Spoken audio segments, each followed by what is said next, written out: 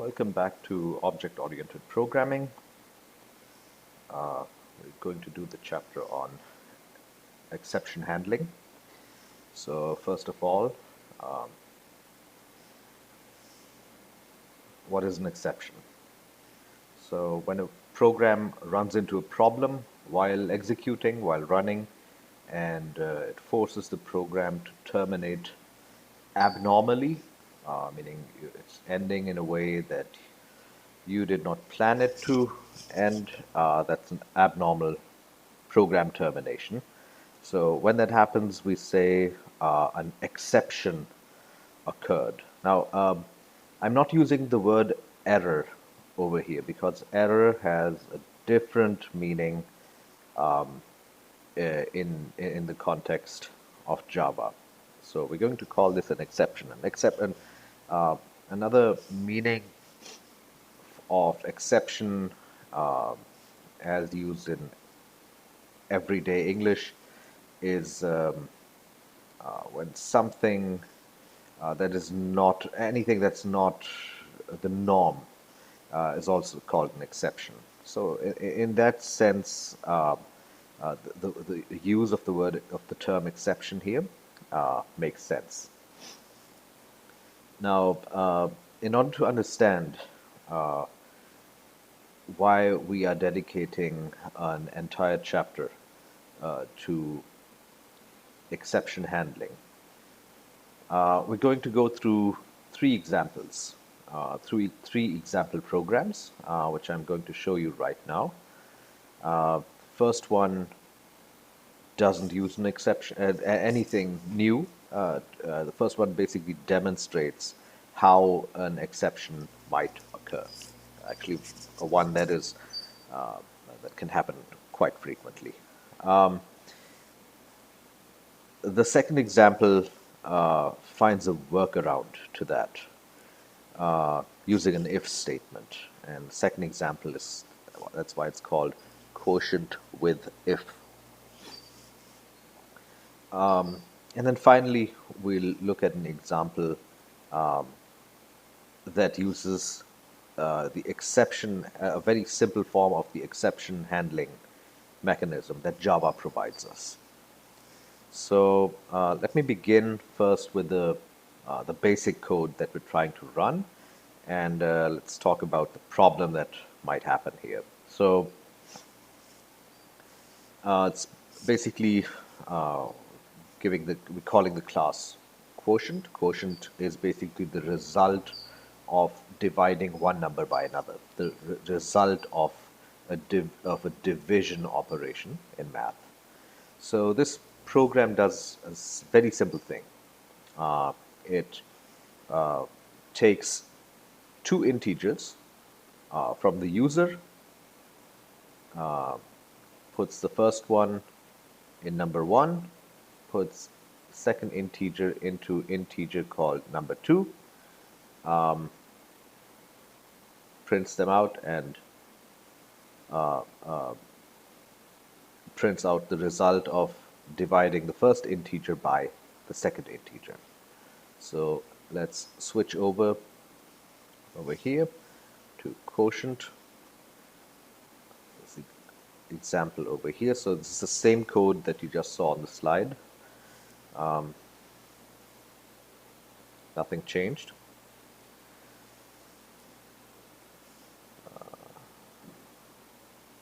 Over here, yeah, quotient. So it's the exact same code. And let me just run this. And as you can see, it's asking me for the first integer that will be stored in integer called number 1. I'm going to use something simple, 4. I hit enter. Now I have to enter the second number. I'm going to enter 2. And enter that. 4 divided by 2 is 2. No problem. Let me try that again, just to highlight something else. So first integer, I'm going to enter 1. And for the second integer, I enter 2, and 1 divided by 2 is 0. Now, this is actually correct. This is not wrong. Uh, Maybe some of you were expecting to see 0.5 over here, but that is actually not the case. Because when you divide one integer by another integer, the result will be an integer. And 1 by 2, or 0.5, is not an integer. The part of the result behind the decimal point will be dropped, which just leaves 0.5 becomes simply 0. So in that sense, this is actually correct. Now, no problems so far. Let me try it one more time, and let me show you the problem. So let's say, let me try this again. Let's enter first number 2, and for the second one, I'm going to enter 0. Now, from basic math class, you probably remember that while you can multiply any number with any other number, while you can add any number to any other number, you can subtract any number from any other number, you're not allowed, you cannot divide any number by 0, because the result to that division operation does not exist. And that is basically, as you can see, if you run this, you get this message back from Java: exception in thread main Java language, arithmetic exception, divide by 0. So we're getting a divide, we're getting an an exception called an arithmetic exception for attempting to divide some number by 0. So this is what it looks like when when we land when we get back an exception to the execution of a code. Now you can see in this example, the code runs correctly sometimes and doesn't at other times. That is precisely that's frequently how exceptions happen. The exception is not happening because the code is written incorrectly. The exception here is occurring because the user is basically entering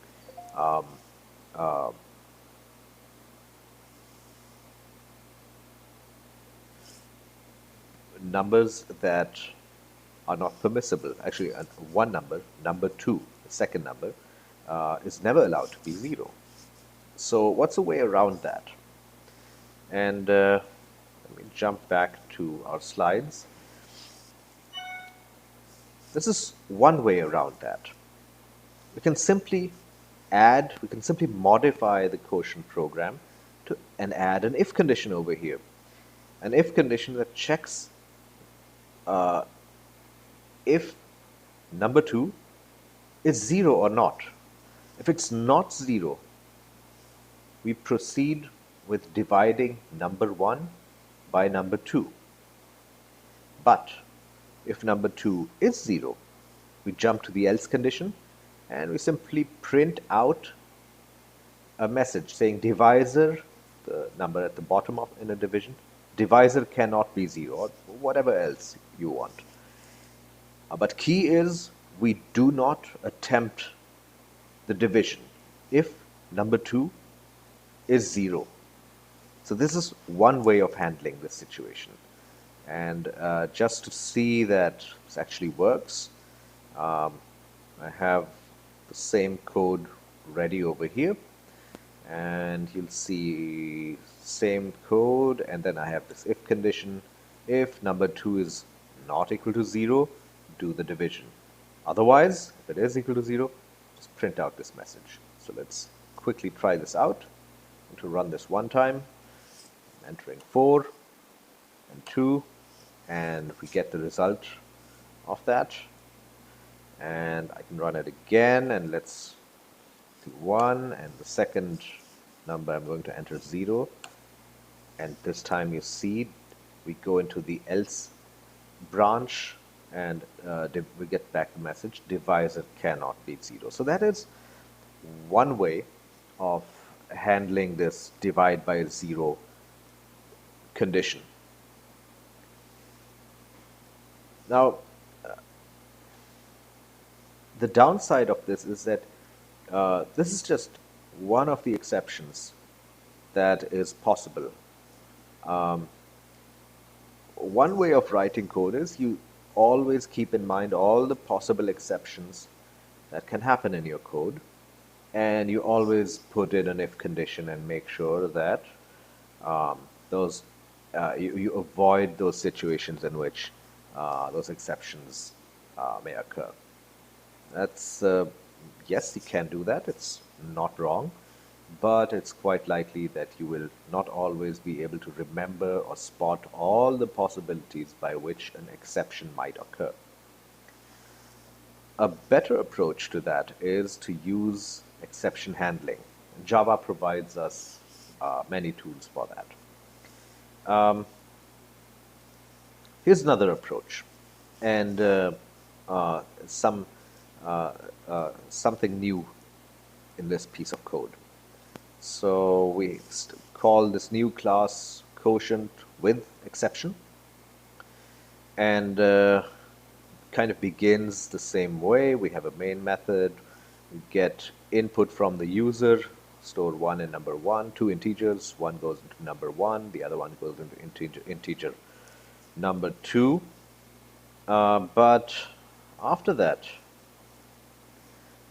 we have this new thing over here. We have a block of code that is inside of this try block, try, attempt. Okay.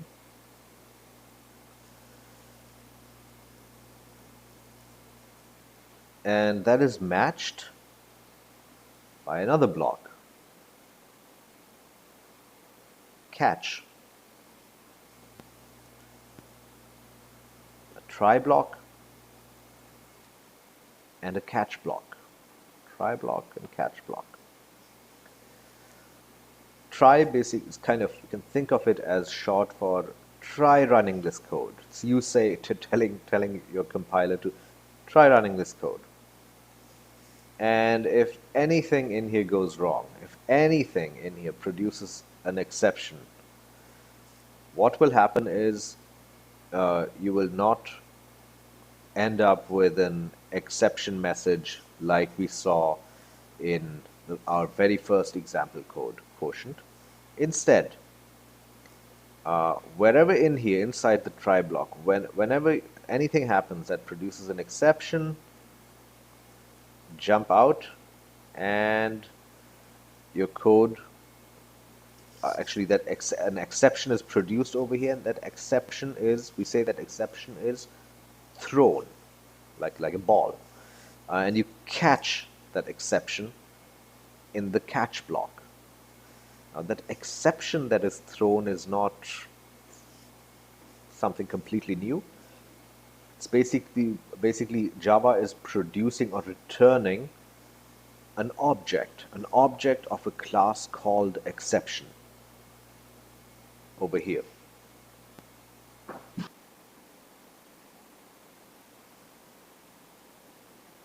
And we also see another new element over here, this statement over here which says throw, followed by new. Now, we use the keyword new to create objects of a new object of a class.